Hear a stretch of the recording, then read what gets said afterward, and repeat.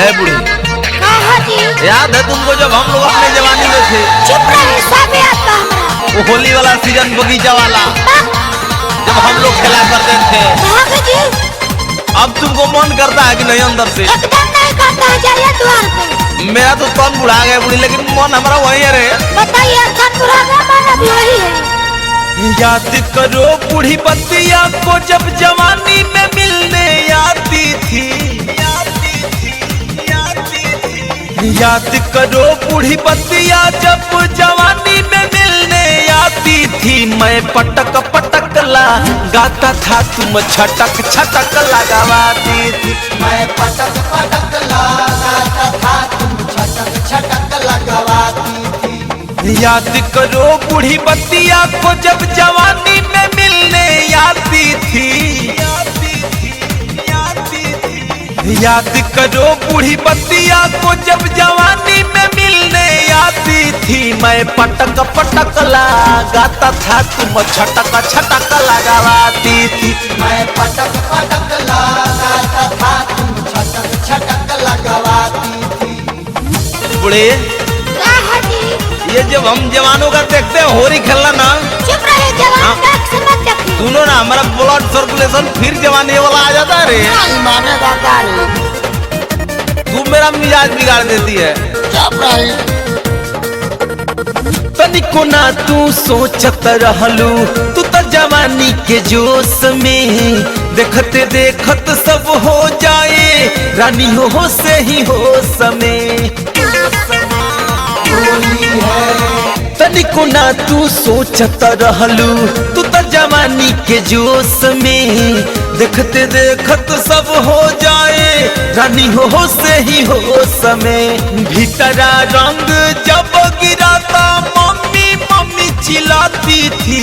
भीतरा रंग जब गिराता तो मम्मी मम्मी चिल्लाती थी। मैं पटक पटक ला गाता था, तुम छटक छटक लगावाती थी।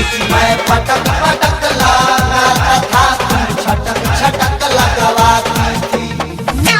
बुढ़े, अरे बहुत भूकंप आ रहा है, एक बार लगवा लो ना। चुप रही, नहीं लगवाऊंगी। वो समय याद करो बुढ़ी, वो समय काजी, जब तुम एक देख पीछे नहीं हटती थी, हमको पीछे टेल देती थी। हटी हो ना, वो भी एक समय था। हटे, आज थोड़ा सा भी तो हमको थोड़ा इम्प्रूव करो। मुंह पर लगा रहे। मन भर मलवावत रहलू, ओनी से कोई के याद हो। एही चक्कर में कतना बेरा भइल रहे मार हो। मन भर मलवावत रहलू, ओनी से कोई के याद हो। एही चक्कर में कतना बेरा भइल रहे मार हो। भर पिचकारी उठा के साड़ी आइटम लल करवाती थी। भर पिचकारी उठाई के साड़ी आइटम लल करवाती थी। मैं पटक पटक ला गाता था, तुम छटक छटक लगावाती थी। मैं पटक पटक ला गाता था, तुम छटक छटक लगावाती थी। बुढ़े, क्या हो? इस जवानों का होली मनाना देख रही हो? भाग, चुप रहे।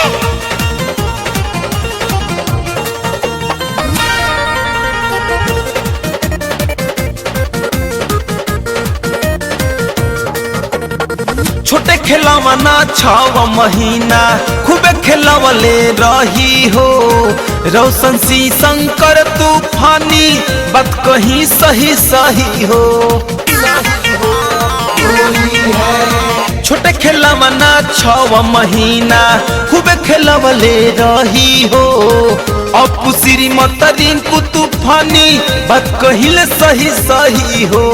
गड़ी छोहाड़ा खड़े खड़ा चैन से भर पेट खाती थी।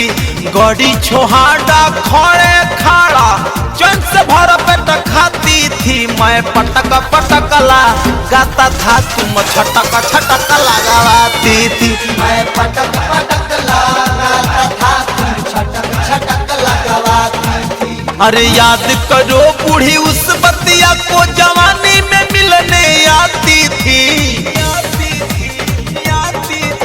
याद करो बूढ़ी बतिया को जब जवानी में मिलने आती थी। मैं पटक पटक ला गाता था, तू छटक छटक लगावाती थी। मैं पटक पटक लगाता था, तू